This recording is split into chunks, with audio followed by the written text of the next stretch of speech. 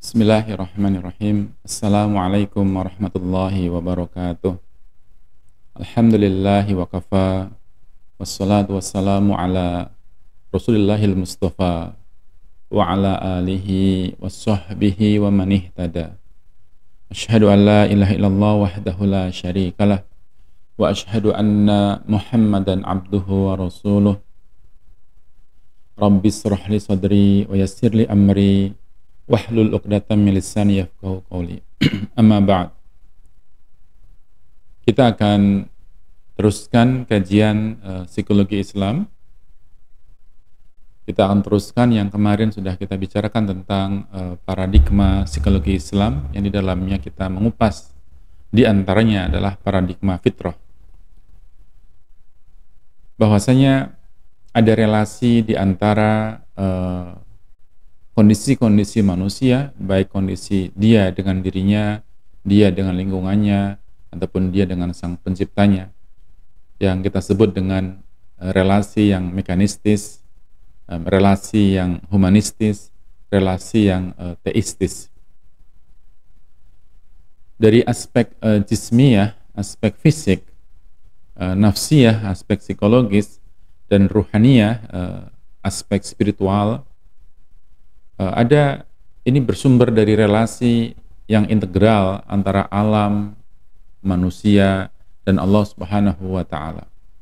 Relasi alam disebut dengan mekanistis, relasi dengan manusia yang disebut dengan humanistik, dan relasi dengan Allah Subhanahu wa Ta'ala yang teistik. Maka dari relasi ketiganya lahirlah relasi mekanistis, humanistis, dan teistis.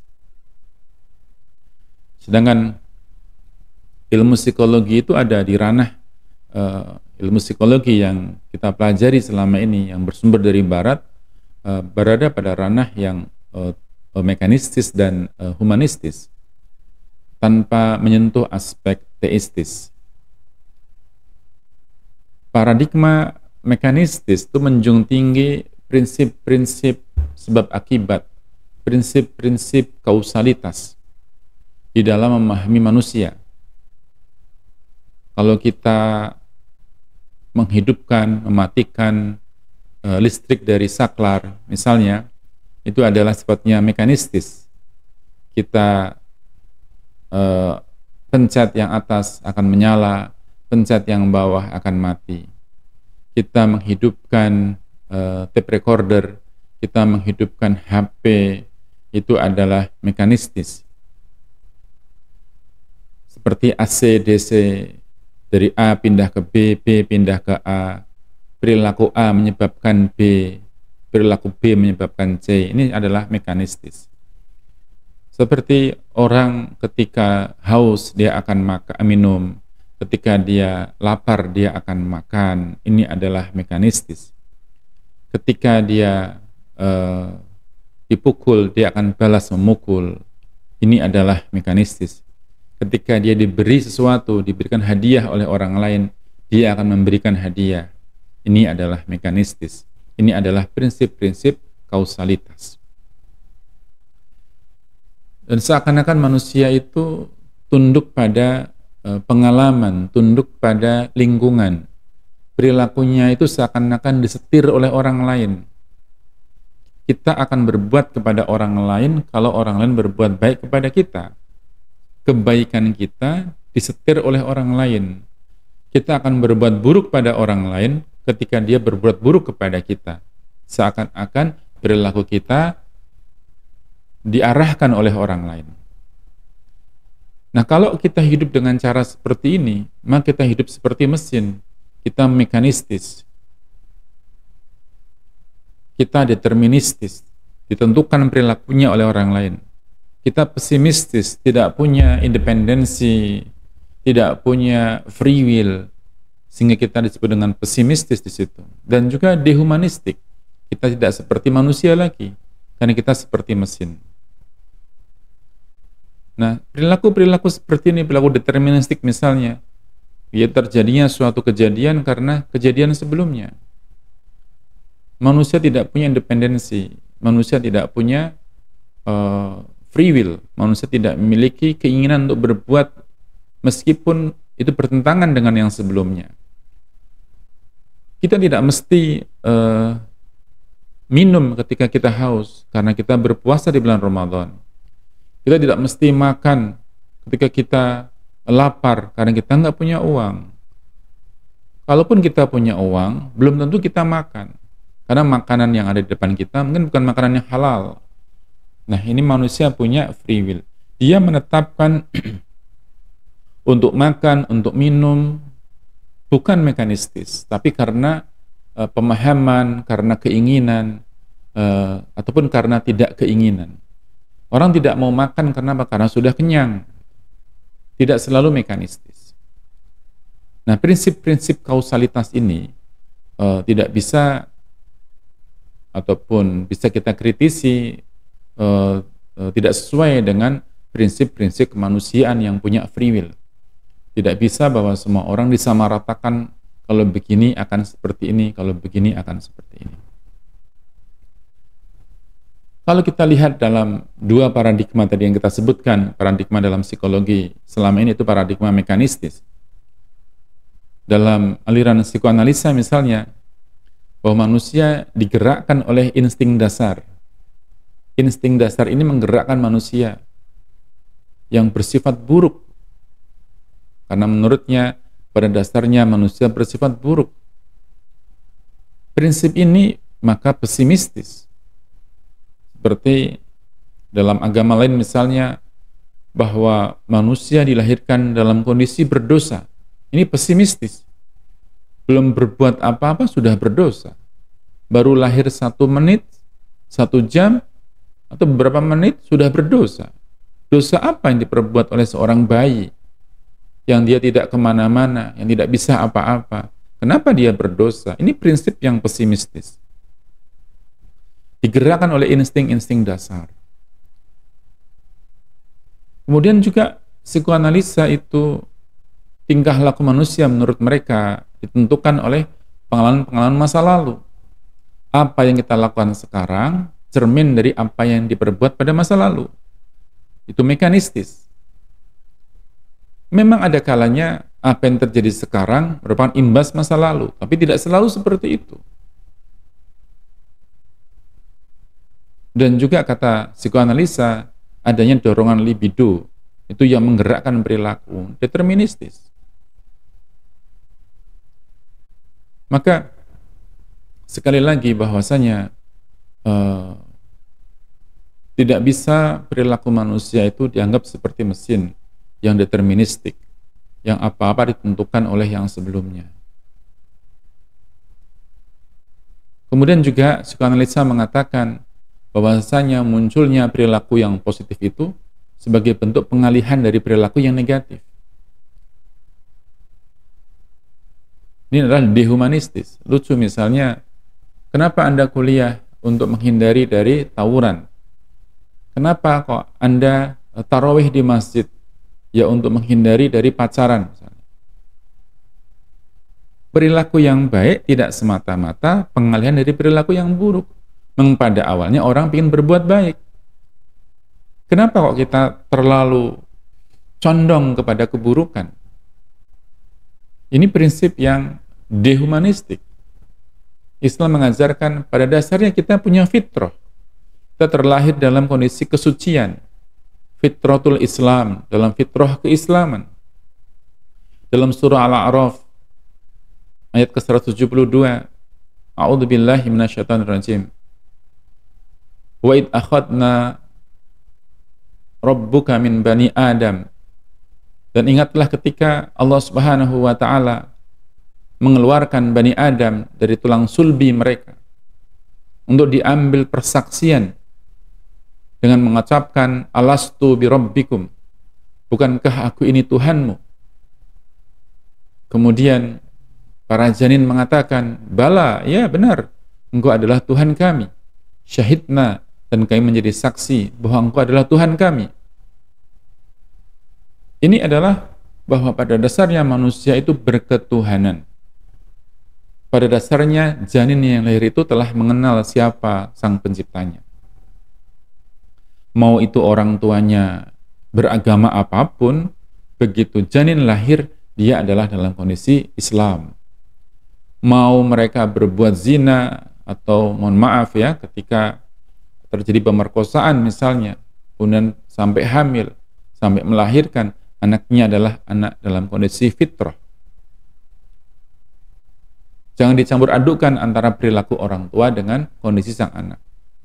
Ada istilah namanya anak haram. Nggak ada anak haram. Yang haram adalah perilaku orang tuanya.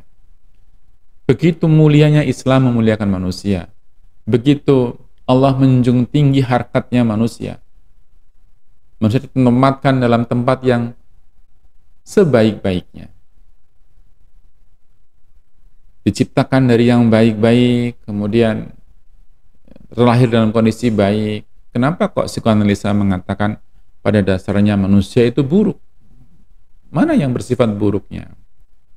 Padahal kata Nabi SAW, kullu mauludin yuladu alal fitrah, fa abawahu yuhawidanihi, ayunassiranihi, ayumajisanihi. Kullu mauludin yuladu alal fitrah. Setiap anak itu terlahir dalam kondisi fitrah, dalam kondisi fitratul Islam, fitrah keislaman. Fa abawahu yuhawidanihi, ayunassiranihi, ayumajisanihi. Kedua orang tuanya lah yang menjadikan mereka itu beragama Yahudi, Nasrani maupun Majusi. Sehingga ada seorang anak kecil yang dididik dalam keluarga non-muslim. Begitu mendengar azan, ingin ambil air wudhu. Untuk apa? Untuk ikut sholat seperti yang ada dalam TV. Begitu dengar suara azan, ada panggilan-panggilan, rasanya ini suatu panggilan dari alam yang lain. Bukan panggilan dari manusia. Tidak sopan rasanya kalau saya berbicara sementara terdengar suara adzan. Ini dari orang yang pertama kali mendengar adzan. Ini artinya fitrah. Panggilan fitrahnya sudah muncul. Maka kemudian yang kedua tentang behaviorisme yang merupakan juga paradigma mekanistis. Jadi paradigma mekanistis ada dua aliran di sini, yaitu psikoanalisa dan behavioris. Karakter mekanistis dalam behaviorisme juga tampak seperti lebih mengutamakan pengalaman masa lalu daripada pengalaman yang saat ini. Pengalaman masa lalu itu memprediksi kondisi saat ini. Seakan-akan bahwa orang itu disetir oleh masa lalunya. Ini adalah dehumanistis. Manusia seakan-akan nggak berdaya untuk melakukan perubahan-perubahan kehidupannya. Kalau orang tuanya begini, anaknya akan jadi seperti ini. Orang tuanya hebat, anaknya akan jadi hebat. Orang tuanya tidak hebat, anak tidak akan jadi hebat. Ini seakan-akan yang lalu itu mengaruhi yang sekarang. Betul memang, sebagian yang lalu mengaruhi kondisi kita sekarang. Namun jangan sampai kita meyakini bahwa apa yang terjadi pada kita itu semata-mata karena kondisi kita di masa lalu. Kondisi di masa lalu itu penting untuk kita catat. Sebagai apa? Sebagai sarana untuk melihat, untuk meneropong apa yang akan terjadi pada masa yang akan datang. Dalam Al-Quran disebutkan tentang ya ayyuhalladzina amanu taqullah wal tandur nafsum ma qaddamat lighad wattaqullah innallaha khabirum bima ta'malun. Wahai orang-orang yang beriman, bertakwalah kepada Allah, dan setiap diri hendaknya melihat apa yang telah diperbuatnya di masa lalu untuk mengukur, untuk meneropong apa yang akan dilakukannya pada masa yang akan datang. Jadi kita mengambil ibrah di masa lalu agar tidak terulang pada masa yang akan datang. Tidak sekedar bahwa kejadian kita sekarang ini tidak lepas daripada masa lalu. Seakan-akan kita dehumanistis. Tidak berdaya kondisi kita ini. Kemudian perilaku manusia itu mengikuti prinsip stimulus dan respon. Jadi sudah disinggung di awal, stimulusnya begini, respon akan begini. Ini yang mekanistis. Orang menghormati kita, kita pun akan menghormati dia. Orang senyum pada kita, kita pun akan senyum pada dia. Pertanyaannya, apakah kalau orang nggak menyapa kita, kita nggak akan menyapa mereka? Apa kita selalu di bagian yang akhir, bagian yang merespon, bukan yang membuat stimulus? Sungguhnya kita ingin menyapa orang, tidak menyapa orang, itu ya karena kita ingin melakukannya. Bukan semata-mata dipengaruhi atau disetir bahasa yang mudahnya oleh orang lain. Kemudian, stimulus yang menguntungkan, kata behavioris, akan direspon positif. Stimulus yang tidak menguntungkan akan direspon secara negatif. Ya, ini sebagian terjadi pada manusia. Hal-hal yang menyenangkan ya akan diulang, dan tidak menyenangkan ya akan ditinggalkan. Namun menyenangkan itu kadang-kadang baik, kadang-kadang tidak baik. Tidak menyenangkan itu kadang-kadang baik, kadang-kadang tidak baik. Tidak sekedar sesuatu itu yang menguntungkan, tidak menguntungkan, yang terlihat. Karena perkara untung ini memang subjektif ya. Kita punya ukuran-ukuran sendiri. Kembali kepada independensi kita. Bahwa apa yang terjadi pada sekarang ini tidak selalu dipengaruhi oleh masa lalu. Yang berikutnya adalah yang paradigma humanistis. Dalam psikologi humanistis dan psikologi transpersonal, itu berada di dalam paradigma yang humanistis ini. Paradigma humanistis itu menjunjung tinggi nilai-nilai dan kualitas manusia. Kalau tadi psikoanalisa mengatakan pada dasarnya manusia itu negatif ataupun buruk, humanistik mengatakan pada dasar manusia itu baik. Ini sejalan dengan Islam. Dalam hal itu ya, dalam hal itu sejalan dalam Islam. Memandang manusia dengan harkat martabat yang tinggi, yang humanistis, subjektif, indeterministis, dan optimistis. Ini yang dibangun oleh humanistik. Sehingga lahirlah di tahun 1998 psikologi positif yang hanya bicara pada hal-hal yang positifnya manusia, tidak memfokuskan diri pada hal-hal yang negatif. Yang itu kalau ditelusur dari sejarahnya, sumbangsih humanistik besar dengan lahirnya psikologi positif ini. Humanistis ini atau aliran humanistik ini menaruh perhatian besar pada kualitas manusia yang berupa pikiran, perasaan, kehendak ataupun kemauan. Manusia dihargai demikian rupa. Namun ada sisi-sisi yang perlu kita hati-hati ketika memahami humanistik. Humanistik ini sangat digemari di luar negeri sana, di Eropa sana, atau di Amerika sana. Karena sifat-sifatnya yang baik tadi itu. Namun ada beberapa hal yang mungkin perlu diperhatikan. Di dalam aliran humanistik itu, saking menghargainya manusia, manusia itu dianggapnya memiliki kebebasan penuh untuk mengatur hidupnya, untuk berkuasa penuh atas dirinya, bahkan bisa menentukan nasibnya sendiri. Bahkan manusia itu dapat memerankan diri sebagai Tuhan di situ itu. Yang subjektif, optimistis. Dia bisa menentukan kehidupannya. Dia menentukan kehidupan orang lain. Dia menentukan alam sekitarnya. Yang ini tentunya berseberangan dengan prinsip-prinsip Islam. Kalau ini semua diajarkan pada mahasiswa bisa bahaya. Karena saking menghormatinya, menghargainya harkat manusia, sisi positif yang dimiliki manusia, orang bisa terjebak di dalam kemusyrikan.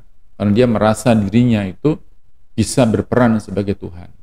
Bisa menetapkan kondisi dirinya. Bisa berkehendak atas dirinya. Perlu hati-hati di dalam memahami yang bagian ini. Sisi lain tentang psikologi transpersonal, misalnya, dia mengarah, memang transpersonal mengarah pada paradigma yang spiritual. Tapi spiritualnya transpersonal adalah non-theistic, tidak berketuhanan, atau indeterministik.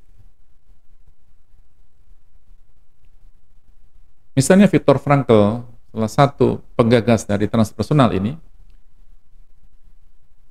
menyebutkan bahwa maksud spiritual dalam transpersonal tidak dimaksudkan berhubungan dengan agama tertentu ataupun tidak dihubungkan dengan agama, melainkan ini adalah inti kemanusiaan dan sebagai sumber makna hidup. Mereka juga mengatakan bahwasanya ada kekuatan besar melebihi kekuatan manusia. Tapi kekuatan itu bukan Tuhan. Entah apa kata mereka. Yang mereka sebut dengan inti kemanusiaan. Sampai di sini kita akan melihat penolakan terhadap eksistensi Tuhan secara umum ya, atau Allah Subhanahu wa taala, itu memiliki implikasi besar dalam cara pandang terhadap manusia. Sebagai contoh misalnya teorinya Abraham Maslow. Maslow itu punya dua teori cinta yang menarik ini untuk anak muda, yaitu D-love atau deficiency love dan B-love, being of love. Ini kata Maslow di dalam buku Toward and Psychology of Being.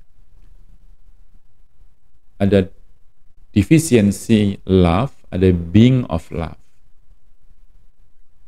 D-love atau deficiency love adalah bentuk cinta yang muncul karena kebutuhan seseorang akan cinta. Bentuk cinta yang seperti ini sifatnya grasping, menggenggam dan posesif, nempel terus begitu. Tetapi dia akan membutuhkan orang lain ketika dia akan mengungkapkan rasa cintanya ketika dia butuh. Ketika butuh dia menyebutkan saya mencintaimu, saya menyayangimu, karena kebutuhannya dia.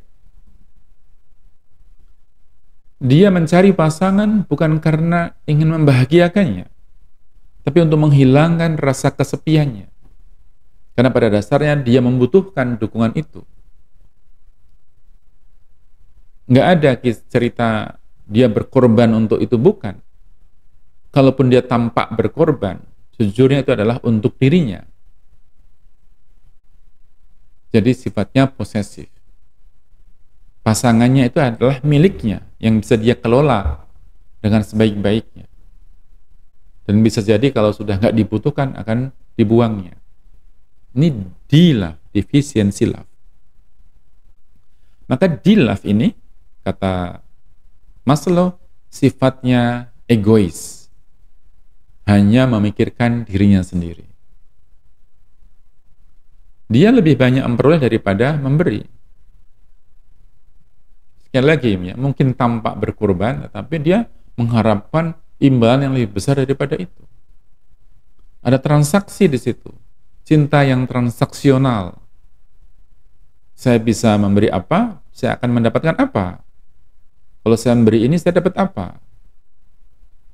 Dan hanya merindukan ataupun mengharapkan kehadiran pasangan karena dia membutuhkannya. Setelah nggak membutuhkan, ya bisa diacuhkan. Deficiency of love, yang sifatnya egois. Yang kedua, yaitu ada being of love, be love.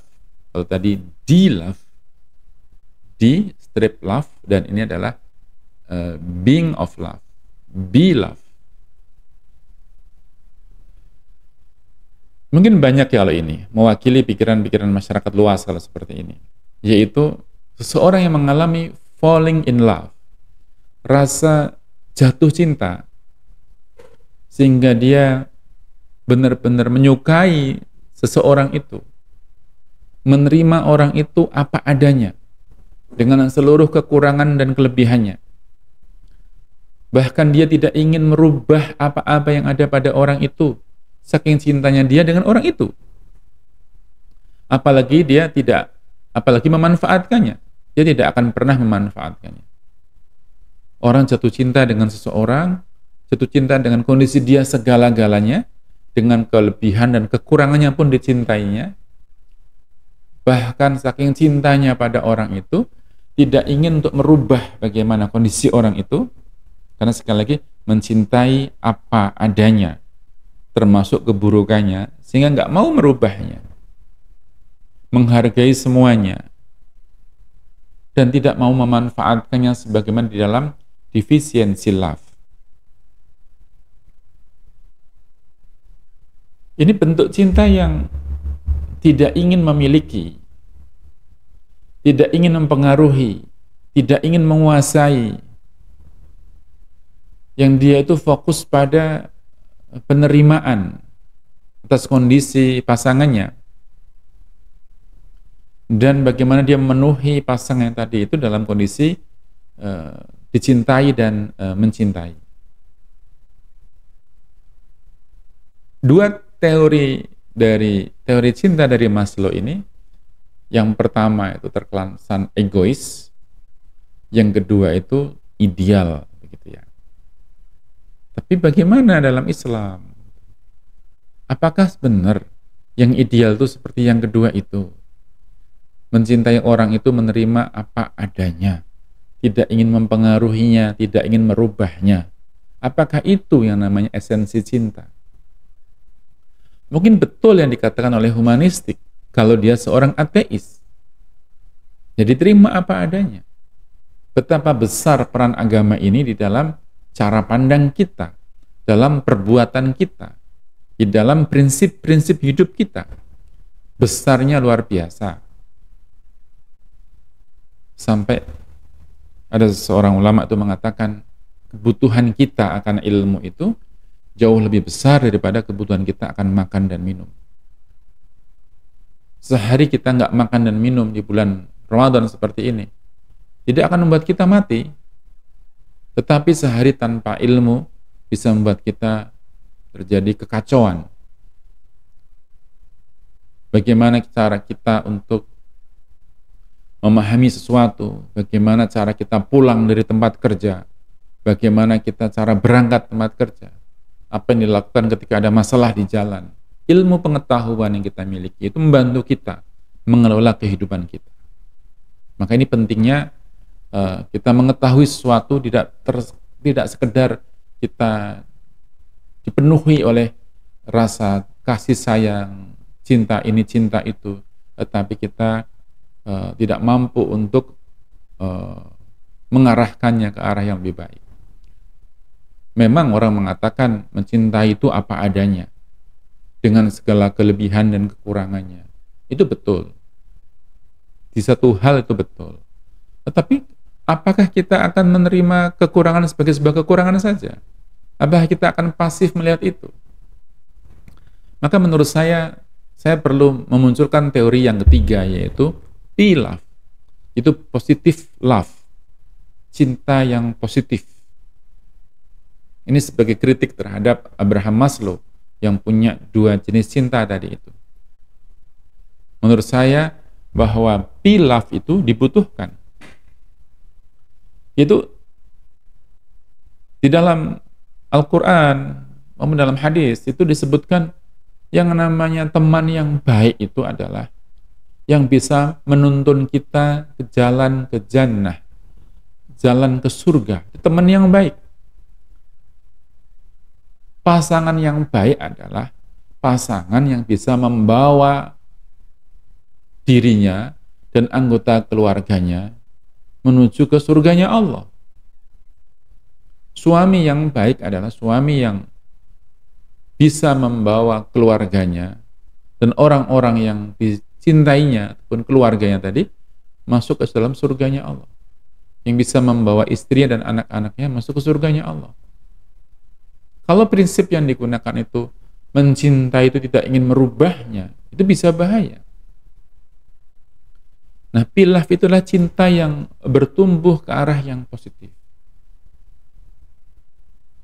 Baik ini kualitas hubungan antar pribadi, pribadi dengan masyarakat, maupun pribadi dengan Allah Subhanahu wa Ta'ala. Cinta yang positif itu tidak hanya sekedar sebuah kebutuhan, seperti dalam defisiency love, dan menerima apa adanya sebagaimana dalam being of love. Tapi juga bagaimana cinta itu membuat kita menjaganya, mencukupi kebutuhannya, kita berkorban untuknya, mendidiknya, menjadikannya lebih baik. Ini adalah cinta. Kalau orang tua misalnya cinta pada anaknya, anaknya mau beragama apapun diserahkan kepada dirinya. Ada orang tua yang seperti itu. Pilihan agama saya serahkan pada anak saya. Seakan-akan besok di akhirat itu tidak ingin kumpul bersama anaknya. Sehingga anaknya memilih agama yang berbeda. Ini yang disebut dengan cinta. Membiarkan anaknya untuk masuk ke dalam tempat yang seperti itu. Saya akan serahkan anak saya, pilihan hidupnya adalah saya serahkan pada dia. Ini bentuk cinta saya kepada dia. Dia memilih pasangan seperti apa, mau berteman dengan seperti apa, saya serahkan semua kepada dia. Apakah ini yang namanya cinta? Ini yang namanya sayang. Yang namanya cinta, sayang itu ya mendidiknya, menunjukkannya jalan yang benar, mengajarinya baik dan buruk itu seperti apa, dan bagaimana cara membedakan keduanya. Ini baru namanya cinta. Maka bagi para mahasiswa misalnya, kalau terlanjur sudah berpacaran, dilihat pacarnya itu. Apakah selama dengan dia itu jadi lebih baik atau lebih buruk? Ukuran baik itu misalnya dalam hal ibadah terutama. Apakah ibadahmu jadi lebih baik atau lebih buruk? Apakah kamu semakin berbakti pada orang tua ataukah semakin durhaka pada orang tua? Apakah semakin jujur ataukah semakin tidak jujur? Apakah semakin bisa menghemat uang ataukah semakin boros? Apakah semakin bisa memanfaatkan waktu atau malah justru tergulung oleh waktu? Nah, kalau pacar Anda itu malah memanfaatkan Anda, tidak berkontribusi, malah Anda dimanfaatkan, ya tinggalkan dia. Berarti dia orang yang negatif, membawa hal yang buruk. Padahal namanya pilaf, positive love itu adalah membawa kepada kebaikan, bukan membawa kepada keburukan. Maka pecinta yang terbaik adalah pecinta yang bisa menunjukkan pada jalan kebaikan, jalan ke surganya Allah Subhanahu wa Ta'ala. Nah, ini sebagai seorang muslim kita punya filter, punya cara pandang sendiri. Sebagai konsekuensi kita beriman kepada Allah, beriman kepada kitab-kitabnya Allah, termasuk Al-Quranul Karim. Kita mengimani Al-Quran, tidak menyelisihinya. Para tokoh psikologi Islam punya jargon bahwasanya Al-Quran dan hadis yang sahih itu adalah benar. Sedangkan hasil penelitian manusia itu bisa benar, bisa salah. Kalau seandainya konsep-konsep psikologi yang kita pahami ini tidak selaras dengan dalam Al-Quran maupun As-Sunnah, maka kita katakan yang di Al-Quran yang benar, yang di Sunnah yang benar. Sedangkan yang di psikologi itu bisa salah. Kenapa bisa salah? Karena ini hasil riset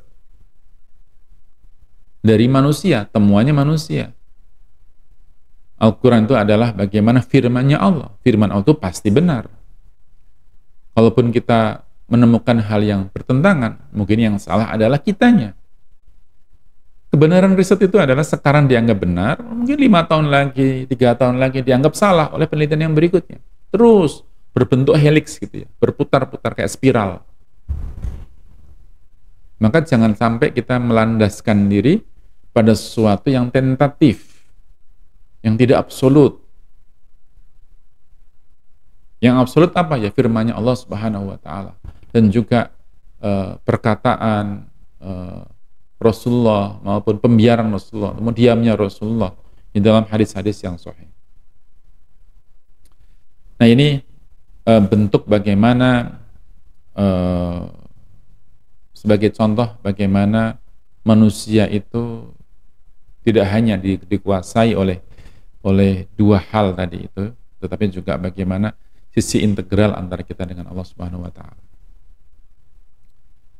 Konsekuensi dari kita beriman kepada Allah, kita menyembah Allah setiap hari bisa sampai 5 kali, bisa sampai lebih dari 5 kali, 5 waktu iya, kadang-kadang kita tambah dengan qobliyah, ba'diyah, kita tambah dengan sholat tarawih, kita tambah dengan qiyamul lail, kita tambah dengan sholat duha, kita tambah dengan sholat-sholat sunnah lainnya, dan ini bentuk rasa transenden kita akan Allah Subhanahu wa taala. Di dalam konsep psikologi sosial itu kita mengenal tentang atribusi misalnya. Teori atribusi. Teori atribusi itu menjelaskan sebab mengapa seseorang itu berperilaku tertentu. Apakah perilakunya itu disebabkan oleh predisposisi internal ataukah predisposisi eksternal.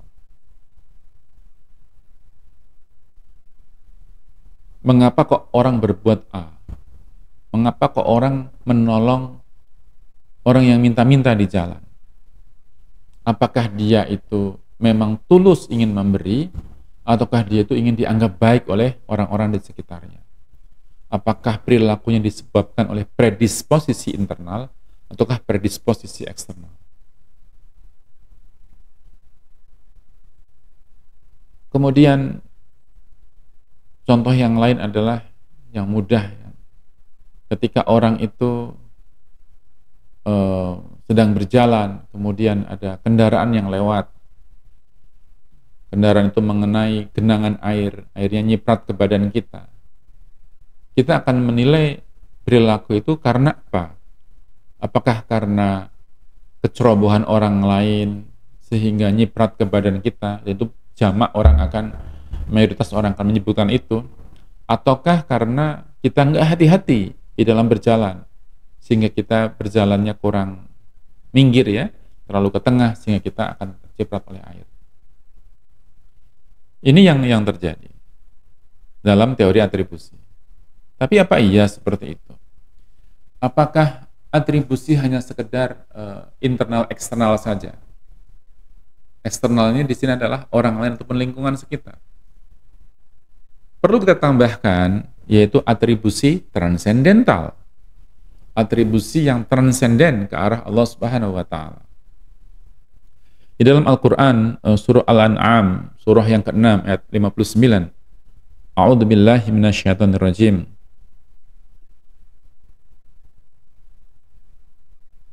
Wa indahu mafatihul ghaibi la ya'lamuha illahu. Dan pada sisi Allah lah kunci-kunci semua yang gaib. Wa ya'lamu ma fil barri wal bahr. Tidak ada yang mengetahuinya kecuali diri sendiri, dan dia mengetahui apa yang di daratan dan di lautan. Wa ya'lamu ma fil barri wal bahr. Dan Allah mengetahui apa yang di daratan dan di lautan. Wa ma taskutu min waraqatin illa ya'lamuha. Dan tiada sehelai daun pun yang gugur melainkan Allah mengetahuinya. Wala habbatin fi dhulumatil ard wala ratubi wala ya'is. Dan tidak jatuh sebutir biji pun dalam kegelapan bumi, dan juga tidak sesuatu yang basah atau yang kering, illa fi kitabim mubin, kecuali tercatat, tertulis dalam kitab yang nyata, yaitu kitab Lauhil Mahfuz. Artinya apa? Bahwa Allah itu mengetahui apa yang terjadi pada apa yang telah terjadi, apa yang sedang terjadi, dan apa yang akan terjadi pada hamba-hambanya. Karena semua perilaku telah tercatat dalam Lauhil Mahfuz. Allah itu maha berkehendak. Apa yang terjadi pada kita tidak lepas daripada kehendaknya Allah Subhanahu wa taala. Nah, pemahaman atas kehendak Allah orang menyebutnya sebagai iman terhadap takdir itu juga membuat kita menyadari sisi kemanusiaan kita dan sisi kemahakuasaan Allah Subhanahu wa taala. Terjadinya musibah ataupun kesenangan pada kita tidak lepas daripada qada dan qadarnya Allah. Inilah atribusi transendental. Jangan semata-mata menyalahkan diri sendiri.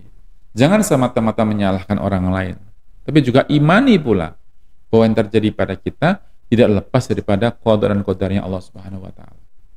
Dan jangan suudzon, karena sesuatu yang kita anggap buruk itu belum tentu buruk. Sesuatu yang kita anggap baik belum tentu baik. Maka kita akan mudah menerima apa yang terjadi pada kita sebagai bagian dari kehendak Allah Subhanahu wa taala. Dan ini menjadi obat buat kita. Penerimaan kondisi pada orang-orang yang terkena bencana alam dan orang yang mengalami musibah, misalnya ya, dengan terjadinya pembunuhan, rasa sakit hati itu akan besar daripada terjadinya pembunuhan yang dilakukan oleh sesama manusia dibandingkan yang terkena bencana alam seperti tanah longsor, gempa bumi, tsunami, dan seterusnya. Kenapa? Karena itu adalah secara fitrahnya manusia akan mudah menerima apa yang terjadi pada alam semesta, tidak akan menyalahkan pada siapapun dibandingkan dengan perilaku yang dilakukan oleh manusia yang lainnya. Nah, atribusi transendental ini merupakan hal yang penting ya untuk diimani oleh kita, untuk menjadi pelengkap dari atribusi. Jadi bukan mengimani, bukan mengimani terhadap atribusi transendental, tapi atribusi transendental itu adalah bagian daripada iman terhadap takdir yang kita telah mengimaninya. Sehingga dua jenis atribusi itu kurang lengkap, perlu kita tambahkan dengan atribusi yang ketiga, yaitu atribusi transendental. Sehingga kita tidak akan mudah menyalahkan orang lain, kita nggak mudah menyalahkan diri sendiri. Kita meyakini bahwa Allah Subhanahu wa taala punya campur tangan di dalam perbuatan-perbuatan kita. Ini pengembangan teori-teori psikologi seperti ini menurut saya perlu dilakukan sebagai bentuk implementasi ajaran-ajaran Islam di dalam pengembangan ilmu psikologi. Ilmu psikologi yang berasal dari barat tidak boleh masuk ke dalam ruang-ruang kelas menjelujur begitu saja, tetapi perlu kita berikan sibghah, kita berikan celupan-celupan agar inline, agar sejalan dengan nilai-nilai Islam. Mana yang baik itu kita dukung, mana yang kurang baik itu kita hindari. Dan kita tambahkan kita berikan solusi atas apa yang dimiliki oleh Islam. Kita tawarkan solusi baru. Ini loh Islam bicara seperti ini. Beberapa saya menulis dalam artikel baik di jurnal nasional maupun internasional sebagai bagian dari dakwah tentang pentingnya psikologi Islam, tentang pentingnya memahami takdir, tentang pentingnya berserah diri kepada Allah sebagai coping strategi, sebagai strategi coping untuk keluar dari masalah. Karena tawakal kepada Allah, berserah diri kepada Allah itu bagian dari obat untuk mengobati ikhtiar yang telah kita lakukan. Orang itu karena kadang-kadang mekanistis, dia berikhtiar, melakukan ini, harapannya akan berhasil, karena harapan ini yang menguatkan ikhtiar kita. Adapun ternyata keputusannya itu belum berhasil, maka kita bertawakal kepada Allah. Mungkin ini yang terbaik. Dan tawakal itu menjadi penyembuh hati kita, luka dalam diri kita. Kita mengingat bahwa ini tidak lepas daripada qada dan qadarnya Allah. Ini yang dibingungkan oleh orang-orang di luar Islam, Bagaimana mereka takjub dengan keimanannya orang-orang dari Gaza, dari orang dari Palestina yang begitu luar biasa. Bagaimana dalam kondisi yang dihinakan oleh Israel, mereka tidak menjadi terhina. Mereka dilumpuhkan dalam segenap sisi, tidak menjadi lumpuh dalam keimanan mereka. Dan masih berprasangka baik kepada Allah Subhanahu wa taala sebagai ujian buat mereka. Yang ini membuat orang-orang barat menjadi takjub bagaimana Islam itu telah merubah cara pandang, merubah kondisi seseorang atau kondisi semua masyarakat muslim. Nah ini sekali lagi banyaknya kita bersyukur ya, bersyukur kepada Allah diberikan agama Islam, agama yang diridhai oleh Allah Subhanahu wa taala. Kita bersyukur diberikan hidayah, bisa berpuasa, bisa beribadah. Meskipun kita mungkin tidak pernah berdoa kepada Allah untuk mendapatkannya. Sehingga kita dengan agama yang kita miliki ini kita bisa memberikan tadi warna di dalam psikologi yang kita kembangkan. Menjadi psikologi yang sejalan dengan nilai-nilai Islam, sejalan dengan Al-Quran dan As-Sunnah As-Sahihah.